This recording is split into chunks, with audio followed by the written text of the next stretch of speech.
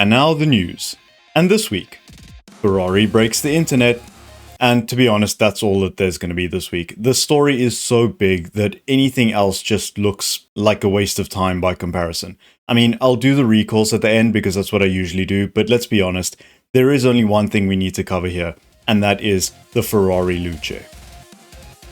You know, it's very rare to see an earthquake the size of which this car has created. Possibly when Jaguar did their rebranding and came out with the Type 00, fine, but I will come back to what I said about that, which is that I think that probably is going to work for them, whereas this is just going to be an absolute shit show. It's so wide-reaching that even normal news websites are covering this, and the Transport Minister of Italy has even weighed in to say what an abomination this vehicle is. Honestly, it is just a never-ending stream of memes and jokes about this thing. And let's be honest here, it deserves every single one of them. You know, I really wanted to believe. I wanted to believe that Ferrari, taking their time, launching this car at the wrong time, were going to do something good with this. However, what I didn't know is that Johnny Ive and his whole team were doing the exterior as well as the interior. Now, I did cover the interior back when it was first released, and you can go watch that video, but I'll keep it short and just say it was not bad. Not great, but not bad. So right there, they should have just packed up their things, said thank you for the money, and left. Instead, Ferrari, in their infinite wisdom, decided to hire these guys to create the exterior of the vehicle, something that they have never done before. And no, we're not counting the failed Apple car that never came out. Nevertheless, it does seem like they used this opportunity to make that car a reality anyway, using someone else's money. Because what about this thing says Ferrari? Honestly, as the internet's already pointed out, all you see here really is the Nissan Leaf. Also, a quick side note, if I sound a little bit off, it's because it's 1,000,000 degrees in this room, it's 3 in the morning, and I'm sick as hell. So just forgive me and go with it. Now, I'm going to get into where Ferrari went wrong with this, and it's not just as simple as letting Johnny Ive get hold of the design. It goes a little bit deeper than that, but I'll get back to that in a few. The first thing I want to look at is the why. Well, Ferrari said they want to keep their performance and EV cars separate, because with the EV, they're looking to attract a different kind of customer to the kind that buys their performance cars. And to their credit, they have said that they won't block anyone from getting special edition Ferraris if they haven't bought this abomination. But when the car costs nearly £500,000, it's kind of hard to see what market you're looking at, other than the one that can afford your normal cars anyway. As usual, their hearts are in the right place, but their heads just aren't. Also, a quick interjection here, there's been a lot of talk about the stock price dropping when this car launched. That is technically true. The stock did drop 8%, and if you want to work that out, that's equivalent to £4 billion. But in my opinion, that's a sensationalist news story, because the stock price went back to where it was before the build-up to this car's launch. It seems to me like everyone was buying in anticipation of the car launch, and then the second that they saw that it was a complete throwaway, they all just got rid of the stock. So technically speaking, Ferrari didn't actually lose here, they just didn't gain. Okay, and with that all out the way, now I want to get onto why this has happened. This is not as simple as, oh, blame Johnny Ive. Yes, he and his company did do all the damage, but that company is just doing what they do best. They are not car designers. And this is what got me to my conclusion. Let's take a look at old Ferraris here. So you look at the 288 GTO, the F40, the F50, the Enzo, the LaFerrari, the 458, the F430, the 360 Modena, the Dino, the 250, and even coming back, the F12 and the 812. All of these cars had their design handled in some way by Italy. Not all of them were designed by actual Italians, but the foreigners that were involved usually worked for Pininfarina. That meant that they were surrounded by Italians, and more to the point, by Italians that know how to design a nice Ferrari. So even if they tried to pull some other nonsense, they would just get flogged with spaghetti until they eventually put out something that was worthy of being called a Ferrari. In this case, I feel like Ferrari's management were too caught up in wanting to be different that they just decided to go all the way out of Italy to make something completely different.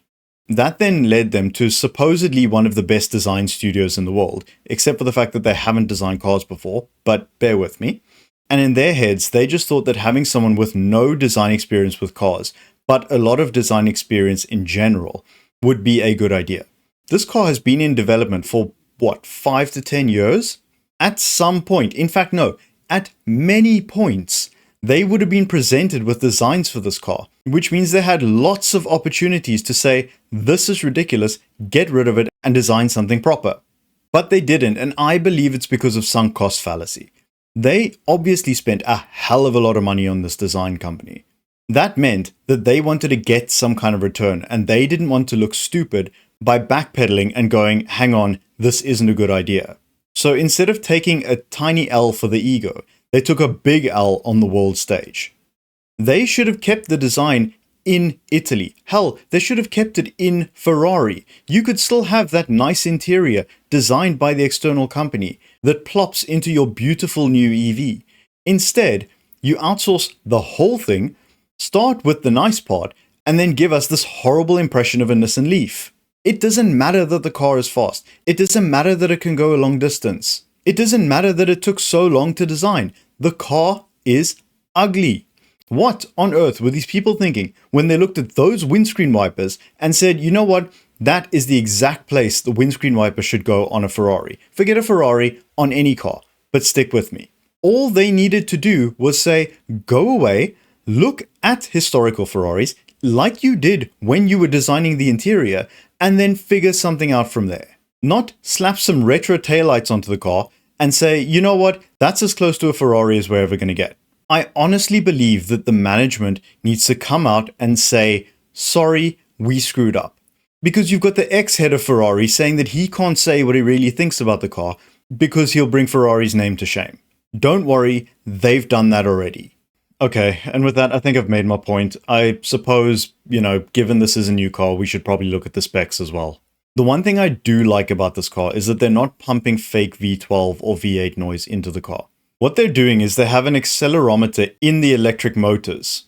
That measures vibrations and rotations and whatever else that's in the patent that I don't care to read, and takes that sound and amplifies it, similar to how an electric guitar works through an amp. That then gets synthesized and amplified and played through the speakers.